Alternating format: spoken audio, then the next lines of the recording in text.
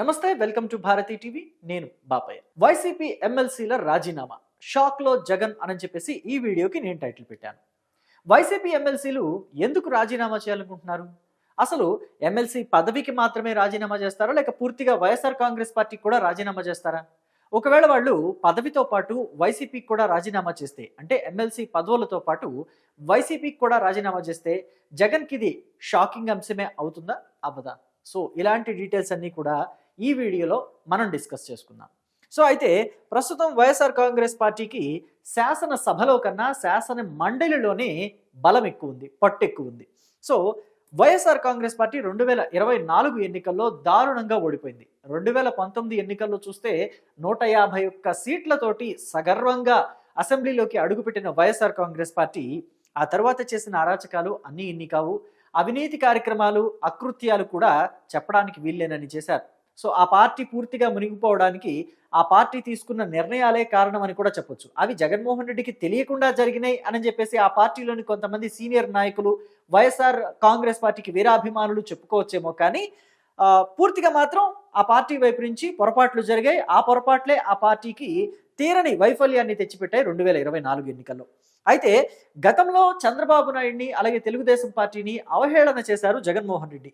మంది మార్బలం ఉంది వైఎస్ఆర్ కాంగ్రెస్ పార్టీకి, అసెంబ్లీలో కావాల్సిన దానికన్నా ఎక్కువ బలం ఉంది అని చెప్పి ఆ బలాన్ని చూసుకొని రెచ్చిపోయిన జగన్మోహన్ రెడ్డి ఇంకొక నలుగురిని గనక మనం లాగేసుకుంటే తెలుగుదేశం పార్టీలో నుంచి, ఇప్పుడు వాళ్ళకి ఉందే 23, దాంట్లోంచి ఒక 4-5 మనం లాగేస్తే చంద్రబాబు నాయుడికి కనీసం ప్రతిపక్ష హోదా కూడా ఉండదు అని చెప్పేసి జగన్మోహన్ రెడ్డి ఎగతాళి చేశారు. అయితే అదే ప్రతిపక్ష హోదా కూడా లేకుండా జగన్మోహన్ రెడ్డిని అసెంబ్లీకి పంపించారు ఆంధ్రప్రదేశ్ ప్రజలు. సో ఇప్పుడు ప్రతిపక్ష హోదా లేకపోవటం వల్ల జగన్మోహన్ రెడ్డి అసెంబ్లీకే వెళ్ళను అని అంటున్నారు. ప్రతిపక్ష హోదా ఇస్తేనే నేను వస్తాను అని చెప్పేసి, చాక్లెట్ ఇస్తేనే స్కూల్కి వెళ్తాను అని చెప్పి మారం చేసే చిన్నపిల్లాడిలాగా మారం చేస్తున్నాడు జగన్మోహన్ రెడ్డి అని చెప్పేసి కూడా టాక్ నడుస్తుంది. సో అయితే అప్పుడెప్పుడో ప్రమాణ స్వీకారం చేయడానికి వచ్చారు జగన్మోహన్ రెడ్డి. ఆ రోజు ఒక్కరోజు గవర్నర్ ప్రసంగం వరకు కాసేపు ఉన్నారు, వెళ్ళిపోయారు. ఆ తర్వాత మళ్ళీ మొన్న ఇప్పుడు జరుగుతున్న శాసనసభ సమావేశాల ప్రారంభం రోజున గవర్నర్ ప్రసంగం వరకు వచ్చి 11 నిమిషాలు మాత్రమే ఉండి వెళ్ళారు. తన 11 మంది ఎమ్మెల్యేలతోటి ఉదయం 10 గంటలకు వచ్చి 10 గంటల 11 నిమిషాలకి అసెంబ్లీ నుంచి వాకౌట్ కూడా చేసేశారు. అయితే ఇలాంటి సమయంలో అంటే ఎందుకని వెళ్ళిపోతున్నారంటే, అటు చంద్రబాబు నాయుడిని ముఖ్యమంత్రిగా, ఏదైతే అసెంబ్లీలో చంద్రబాబు నాయుడు ప్రతిపక్ష నేతగా ఉండగా ఆయన్ని తీవ్రంగా అవమానాల పాలు చేసిందో వైఎస్ఆర్ కాంగ్రెస్ పార్టీ, అదే చంద్రబాబు నాయుడు అసెంబ్లీలో ముఖ్యమంత్రి స్థానంలో నిలబడ్డాడు. ఇక్కడ చూస్తే పవన్ కళ్యాణ్ అసలు సీటు కాదు కదా, అసెంబ్లీ గేటు కూడా తాకనివ్వను అని చెప్పేసి వైఎస్ఆర్ కాంగ్రెస్ పార్టీ నాయకులతోటి ఎగతాళి చేయించాడు జగన్మోహన్ రెడ్డి పవన్ కళ్యాణ్ని. జనసేన అధినేత పవన్ కళ్యాణ్ తన ఎమ్మెల్యేలతో కలిసి అదే అసెంబ్లీలోకి వచ్చి నిలబడ్డాడు. ఎంతమంది పోటీ చేస్తే అంటే 21 మంది పోటీ చేస్తే 21 మంది 100% స్ట్రైక్ రేట్ తోటి అసెంబ్లీలోకి వచ్చి సగర్వంగా జనసేన పార్టీ ఎమ్మెల్యేలు నిలబడ్డారు. ఉప ముఖ్యమంత్రిగా పవన్ కళ్యాణ్ నిలబడ్డాడు. ఆ పక్క చూస్తే ఇంకొక పక్క లోకేష్ కూడా మంత్రి స్థానంలో, అంటే పప్పు అని ముద్ర వెయ్యాలని చూసిన లోకేష్ కూడా నిప్పులాగా మారి అసెంబ్లీలోకి వచ్చి నిలబడితే జగన్మోహన్ రెడ్డి వాళ్ళని ఫేస్ చేసి నిలబడలేక వెళ్ళిపోయాడు అని చెప్పేసి తెలుగుదేశం పార్టీ వాళ్ళంతా ఇప్పుడు మాట్లాడుతున్నారు. సో మొత్తం మీద అసెంబ్లీలో చాలా తక్కువ బలం ఉండటం వల్ల మా వాయిస్ నొక్కేస్తారు, మేము వెళ్తే కూడా అందుకే వెళ్ళటం లేదని జగన్మోహన్ రెడ్డి చెప్తున్నారు. అయితే ఇక దీనిని శాసన మండలిలో ఉపయోగించుకోవాలనుకుంటుంది వైఎస్ఆర్ కాంగ్రెస్ పార్టీ అధిష్టానం. శాసన మండలిలో అయితే సంఖ్యాబలం ఎక్కువే ఉంది.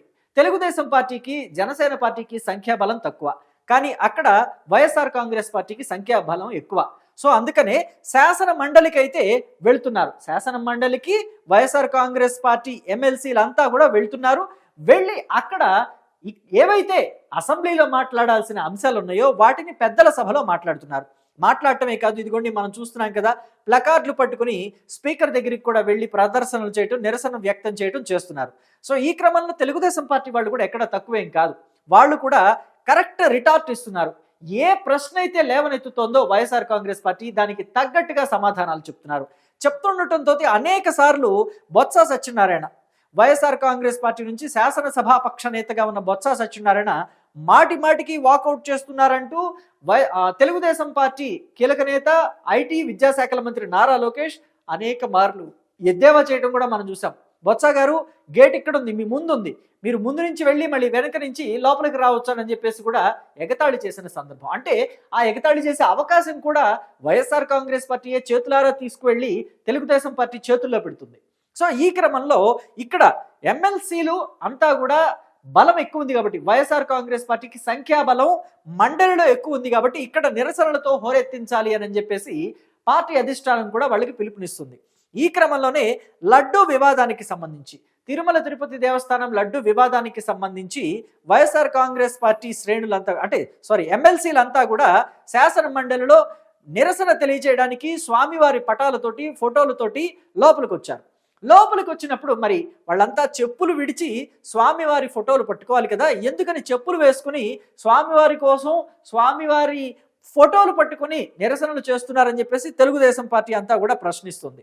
సో ఈ క్రమంలో పయ్యావుల కేసు, ఆంధ్రప్రదేశ్ ఆర్థిక శాఖ మంత్రి పయ్యావుల కేసు తీవ్రంగా విరుచుకుపడ్డారు.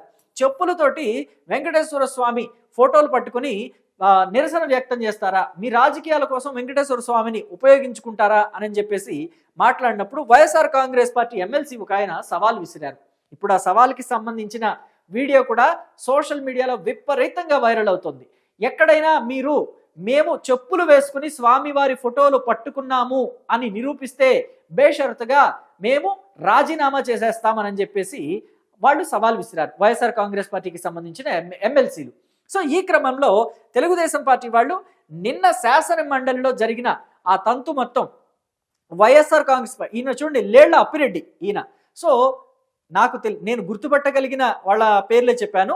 లేళ్ల అప్పిరెడ్డి ఆయన చెప్పులు వేసుకునే ఫోటోలు పట్టుకున్నారు. వీళ్ళు కూడా వైఎస్ఆర్ కాంగ్రెస్ పార్టీ ఎమ్మెల్సీలే. వీళ్ళు కూడా చెప్పులు వేసుకునే స్వామివారి ఫోటోలు పట్టుకుని నిరసన వ్యక్తం చేశారు. సో మరి ఈ క్రమంలో వీడియో ఫుటేజ్ ఉంటుంది కదా, వీడియో ఫుటేజ్ ఉంటుందన్న స్పృహ కూడా ఒంటి మీద లేకుండా సవాళ్లు విసిరేస్తే ఎలా? ఆ సవాళ్లు అవతల వాళ్ళు స్వీకరించారు. ఇప్పుడు రాజీనామా చేయమని డిమాండ్ చేస్తున్నారు. ఇప్పుడు ఏం చేస్తారు అని చెప్పేసి పొలిటికల్ అనలిస్టులు అంతా కూడా అడుగుతున్నారు. పొలిటికల్ వర్గాల్లో ఒకటే టాక్, వైఎస్ఆర్ కాంగ్రెస్ పార్టీ సవాల్ విసురుతుందే కానీ స్వీకరించదు అని చెప్పేసి. గతంలో కూడా మనం చూసాం, వైఎస్ఆర్ కాంగ్రెస్ పార్టీ నుంచి మాజీ మంత్రిగా పనిచేసిన ఆయన, నెల్లూరు ఎమ్మెల్యేగా పనిచేసిన ఆయన, నెల్లూరు టౌన్ ఎమ్మెల్యేగా పనిచేసిన అనిల్ కుమార్ యాదవ్ నరసరావుపేటలో నన్ను ఎంపీగా ఓడించండి, రాజకీయ సన్యాసం తీసుకుంటానని చెప్పేసి అన్నాడు. ఏంటయ్యా రాజకీయ సన్యాసం తీసుకుంటున్నామని అడిగితే అవతలి వ్యక్తి సవాల్ స్వీకరించలేదుగా, నేను ఎందుకు తీసుకుంటాను అని చెప్పేసి. ఓడిపోతే నరసరావుపేట ఎంపీగా ఓడిపోతే రాజకీయ సన్యాసం చేస్తానన్నాడు, ఓడిపోయాడు. కానీ దాన్ని మాట నిలబెట్టుకోలేదు. అలాగే కొడాలి నాని, చంద్రబాబు గనక కుప్పంలో గెలిస్తే ముఖ్యమంత్రి అయితే ఆయన ఇంటి దగ్గర బూట్లు తుడుస్తూ అక్కడే పడి ఉంటానన్నాడు. ఎందుకని ఆ సవాల్ స్వీకరించలేదంటే అనారోగ్యం కారణంగా స్వీకరించలేదా? మరి ఇప్పుడు బాగానే ఉన్నారు కదా, ఆపరేషన్ చేయించుకొచ్చుకున్నారు, ఎనర్జీగానే ఉన్నారు. మొన్న మధ్య జగన్మోహన్ రెడ్డి కృష్ణా జిల్లా పర్యటనకు వచ్చినప్పుడు వంశీ, కొడాలి నాని ఇద్దరు కూడా ఆయన కారుకు అటుకులు ఇటుకళ్ళు వేలాడారు కదా, మరి ఎందుకని? తగ్గితేనే కదా, హెల్త్ బాగుంటేనే కదా అలా వేలాడతారు. మరి ఎందుకని వచ్చి చంద్రబాబు నాయుడు ఇంటి దగ్గర ఆయన బూట్లు తుడుస్తూ అక్కడే పడి ఉండటం లేదు కొడాలి నాని అని చెప్పేసి ప్రశ్నిస్తున్నారు. సో ఈ క్రమంలో వైఎస్ఆర్ కాంగ్రెస్ పార్టీ వాళ్ళు సవాళ్లు విసురుతారే కానీ స్వీకరించరు అని చెప్పేసి ఇప్పుడు తాజాగా జరిగిన ఉదంతంతో కూడా మరోసారి తేట తెల్లమవుతోంది అని చెప్పేసి తెలుగుదేశం పార్టీ వాళ్ళంతా కూడా ఒకటే హోరెత్తిస్తున్నారు సోషల్ మీడియాలో.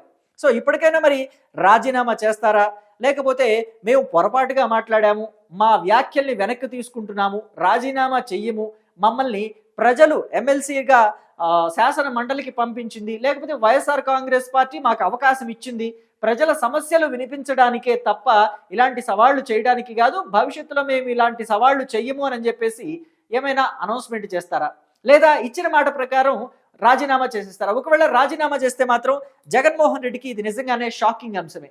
ఎందుకంటే అటు అసెంబ్లీలోనూ సంఖ్యాబలం లేదు, ఇక్కడ శాసన మండలిలో కూడా సంఖ్యాబలం తగ్గిపోతే ఆ రాజీనామా చేస్తానన్న వాళ్ళంతా రాజీనామా చేసేసారనుకోండి ఎమ్మెల్సీ పదవికి, ఇటు శాసన మండలిలో కూడా సంఖ్యాబలం తగ్గిపోతుంది. మరి సంఖ్యాబలం తగ్గిపోతే శాసన మండలికి కూడా ఎమ్మెల్సీలని పంపించకుండా ఆపేస్తారా? జగన్మోహన్ రెడ్డి లాగా అసెంబ్లీకి తాను వెళ్ళకపోయినా కనీసం ఎమ్మెల్యేలన్నా పంపిస్తే బాగుండు అని చెప్పేసి నిన్నటి వరకు ఈ రోజు వరకు కూడా పొలిటికల్ వర్గాలన్నీ మాట్లాడుకుంటున్నాయి. ఇటు శాసన మండలిలో కూడా మరి వీళ్ళు రాజీనామా చేస్తానన్న వాళ్ళు అందరూ రాజీనామా చేశారనుకోండి, అక్కడ కూడా సంఖ్యాబలం తగ్గిపోతే ఇంకా అక్కడికి కూడా ఎందుకు మన వాయిస్ వినిపించదు, మనకి సంఖ్యాబలం లేదు కదా అక్కడ కూడా పంపించడం మానేస్తారా ఏంటి అనేది చూడాలి. సో మీరేమనుకుంటున్నారు? అసలు రాజకీయాల్లో ఇలాంటి సవాళ్లు, పిచ్చి పిచ్చి సవాళ్ళన్నీ విసరటం, ఆ తర్వాత వాటిని పాటించకుండా, ఆ సవాళ్లు విసిరిన వాటిని నిలబెట్టుకోకుండా వెనుదిరిగి వెళ్ళటాన్ని ఎలా చూడాలి? అలాగే వీళ్ళు చెప్పులేసుకుని స్వామివారి పటాలు పట్టుకొని నిరసన వ్యక్తం చేశారు. అసలు వెంకటేశ్వర స్వామిని రాజకీయాలకి వాడటం సరైన పద్ధతి కాదు అని చెప్పేసి తెలుగుదేశం పార్టీ వాళ్ళు అంటున్నారు. దానిని ఎంతవరకు అంటే కరెక్ట్ అని అనుకోవచ్చా? లేదు అదేం పెద్ద విషయం కాదు, స్వామివారి కోసమే స్వామివారి పటాలు పట్టుకుని నిరసన వ్యక్తం చేశారు, అది పర్వాలేదు, కరెక్టే అంటారా? మీ అభిప్రాయాన్ని కమెంట్ బాక్స్లో తెలియచేయండి. అలాగే జగన్మోహన్ రెడ్డి ఒకవేళ వీళ్ళంతా రాజీనామా చేస్తే జగన్మోహన్ రెడ్డి పరిస్థితి ఏంటి, శాసన మండలిలో వైసీపీ పరిస్థితి ఏంటి అనే దాని మీద కూడా మీ అభిప్రాయాన్ని చెప్పండి కామెంట్ బాక్స్లో. Thank you.